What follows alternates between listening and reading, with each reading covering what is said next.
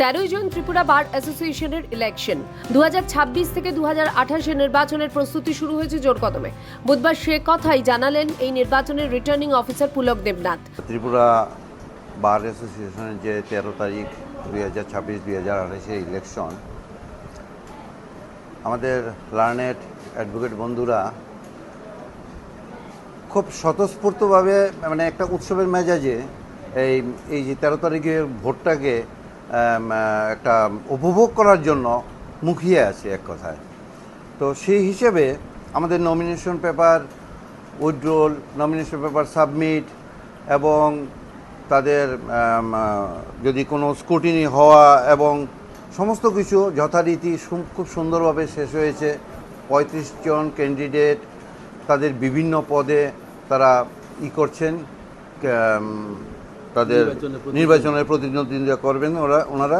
তিনি আরো জানান, ত্রিপুরা বার অ্যাসোসিয়েশনের ইলেকশনে এবছর প্রতিদ্বন্দ্বিতা করছেন 35 জন মেম্বার। কোর্ট চত্বর জুড়ে এই ভোটের মেজাজকে কেন্দ্র করে উৎসবের পরিবেশ তৈরি হয়েছে।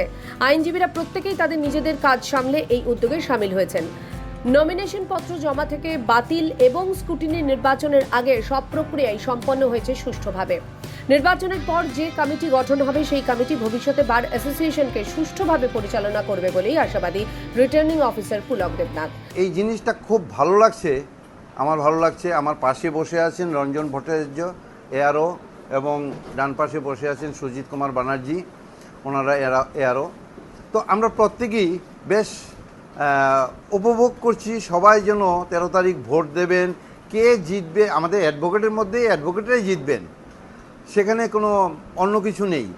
তো সেই জন্য একটা কমিটি তৈরি হবে আমাদের বার পরিচালনার জন্য। সবাই বার ভালোভাবে যাতে পরিচালিত হয় সেই জন্য সবাই আশাবাদী এবং সেই হিসেবে কাজ চলছে।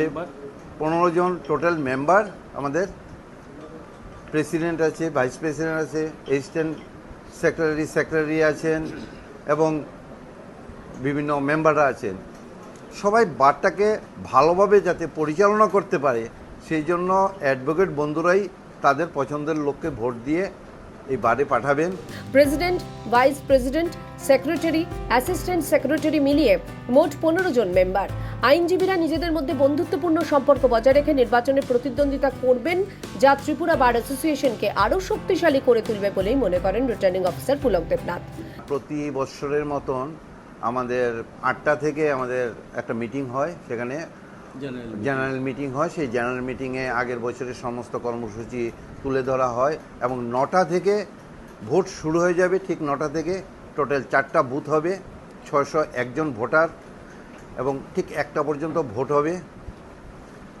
তারপরে কিছুক্ষণ রেস্ট বিরতি থাকবে, তারপরে গণনা শুরু হবে এবং তার জন্য গণনা কাজ করার জন্য বিভিন্ন অ্যাডভোকেটরা উৎসাহিত যে আমি কাউন্টিং এজেন্ট হব, আমি প্রিসাইডিং এজেন্ট হব, আমি পোলিং অফিসার হব। সবাই একটা উৎসাহিত যে আমরা সবাই একটু কাজ করতে চাই ভোটের মধ্যে। ভোট শুরু 13 তারিখ সকাল 9টা থেকে দুপুর 1টা পর্যন্ত। তারপর কিছুক্ষণের বিরতির পর সম্ভবত দুপুর 2টো থেকে শুরু হবে ভোট গণনা। 12 তারিখ পর্যন্ত চলবে প্রচার। ফলে নির্বাচনের একেবারে দোরগোড়ায় দাঁড়িয়ে ভোটের মেজাজে জমজমাট কোর্ট চত্বর। ত্রিপুরা থেকে দেবাশিস বোসের রিপোর্ট, সিএন ত্রিপুরা।